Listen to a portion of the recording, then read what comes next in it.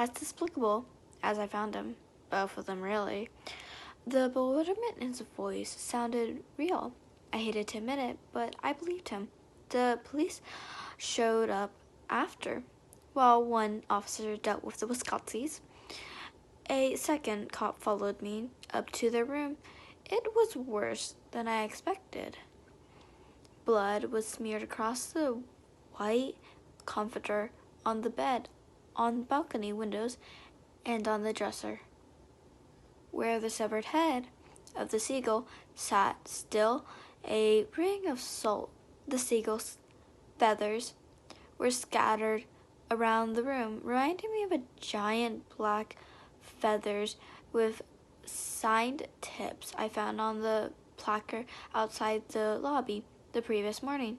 If Mrs. Wisconsin had indeed passed out after taking Analax, then someone else had entered the room and done this, and I doubt it was her husband.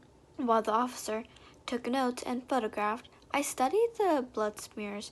The blood on the sliding balcony door was in the shape of a pentagon, while on the main window it was crossed in two horizontal lines above a infinity symbol. It all looked very occulted.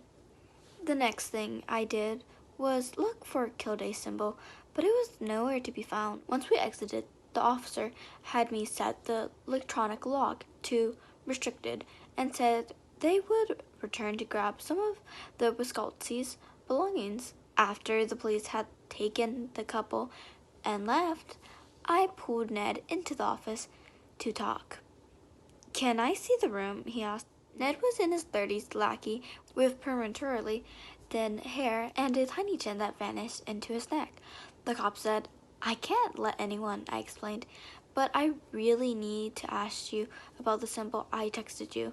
So without telling me that the moon isn't real or the pyramids were made of heap, but the moon isn't real.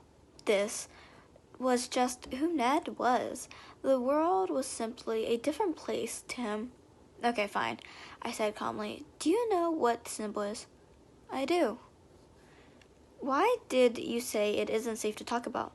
"Because they're listening." Who's listening?" I was very confused, blend of frustrated and scared at that point. "Can we put our phones down and go into another room?" he asked with a total sincerity. "Let's go." We set our phones on the desk, went into a slide office, used the storage, and shut the door. "Okay, Ned, just tell me what you know." He looked down at his feet. His lips barely moved. "It's the signal of Demon Bartos." I didn't feel a chill, and my hairs didn't stand up. It was nothing like that.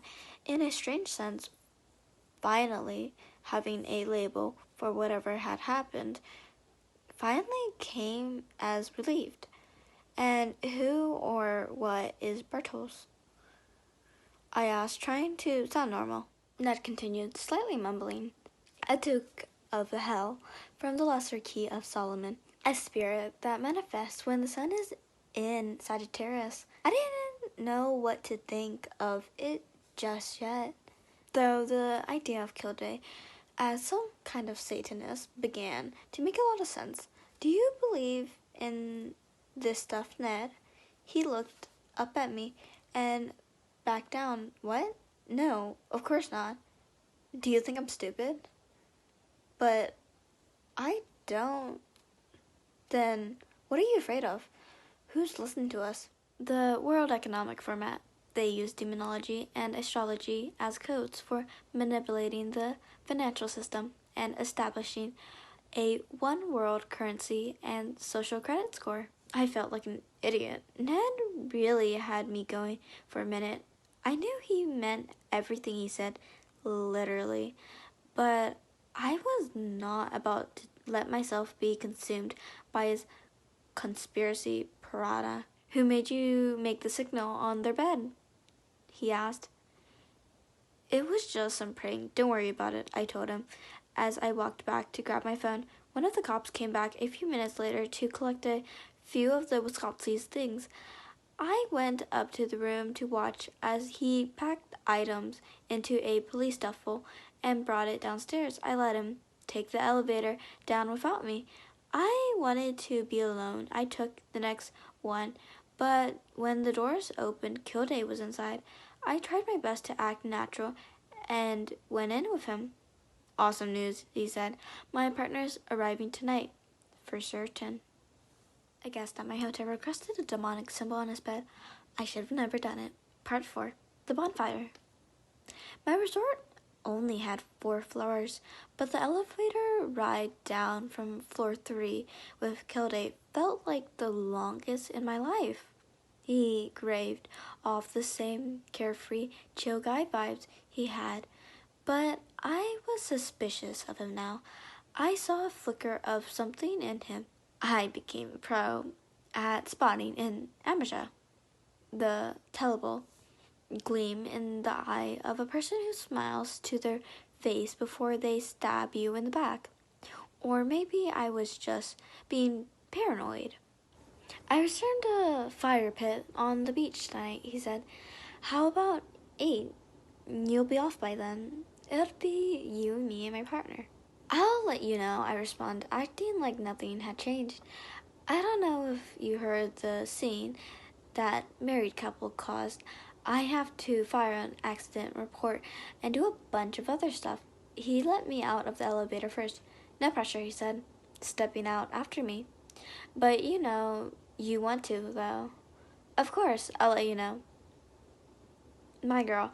He held his arms and pointed at me with both his hands as he strolled to the aquarium table for dinner. Now, with the spa treatment behind me and Wisconski's gone, I finally had time to look for that tall, black shipping case. It had been in Kilday's suite before he arrived, but was mysteriously moved before he checked in. Maurice had been able to see our security cameras to track it up another elevator to the 4th floor in a different wing of the resort.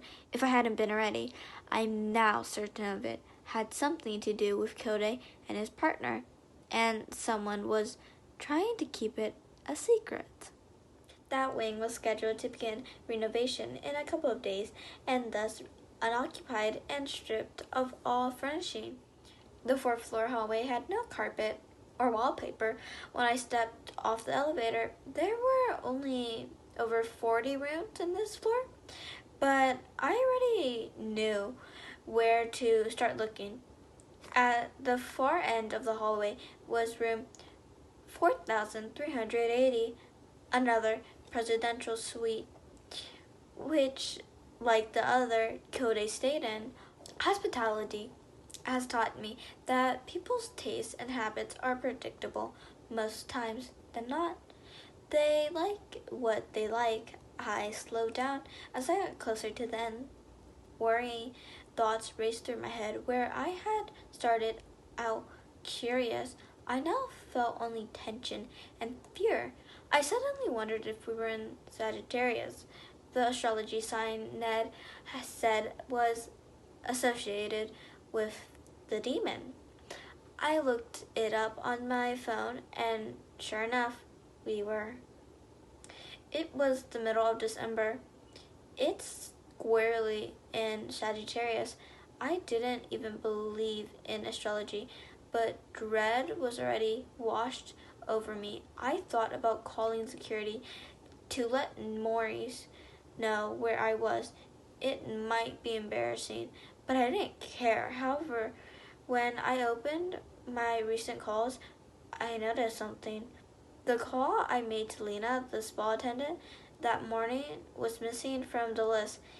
In its place was around the same time was a call to a unknown number. Perplexed, I called it. It rang 6 times. Then, just when I expected it to disconnect or go to voicemail, the call was picked up. Hello? I finally said after several long seconds. I was met with the sound of static. Then it grew.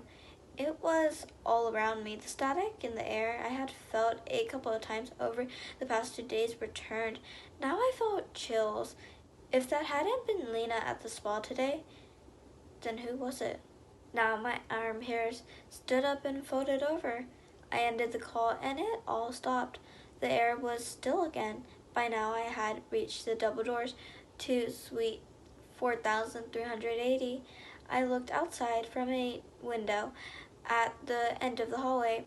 Darkness had crept in without my awareness. I had always hated walking around hotels alone at night, but I couldn't turn back now. No, I had to tell myself I was stalking and I was not going to let Ned, the front desk agent, and Brian Kilday scare me.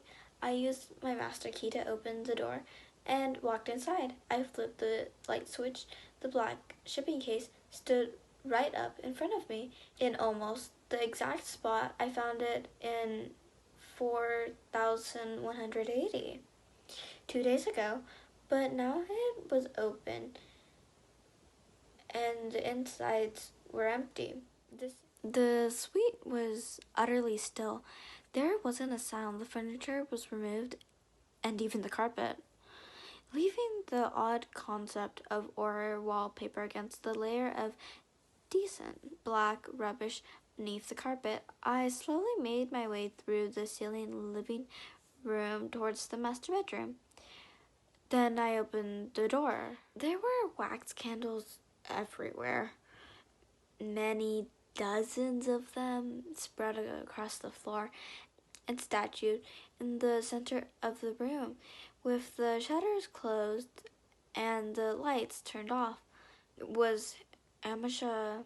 She sat in a reclined, purpose-built metal chair with a hospital IV dripping running through a needle straight into her vein in her right arm.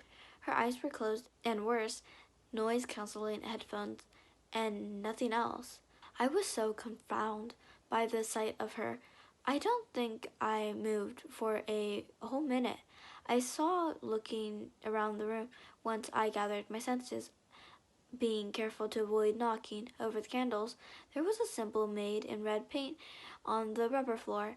It was our parent company corporate logo. The whole thing was way too similar to the scene in Wisnowski's room for comfort. And for my second realistic setting in the last hour, I think I handled it pretty well. I tipped over to Amisha. I didn't even dare wake her up, and she looked to be in a meditative state. I examined the label on the bag, a hazy liquid connected to the IV drip. Below the table of ingredients with the medical terms I didn't know were two lines of text that read company name, inclusive property blend for maximum of shareholder value and effectiveness. It was actually corporate Kool-Aid. I was beyond horrified. There was a container with more bags of it against the wall. Kat and Robert were right. Amsha had generated fake wedding photos and used the cover story of traveling to New York so she could spend several days injecting the incasable fluid directly into her blood. I stepped back and noticed the candles were arranged in the connected ring around Amsha and the logo. Then I noticed the dolls.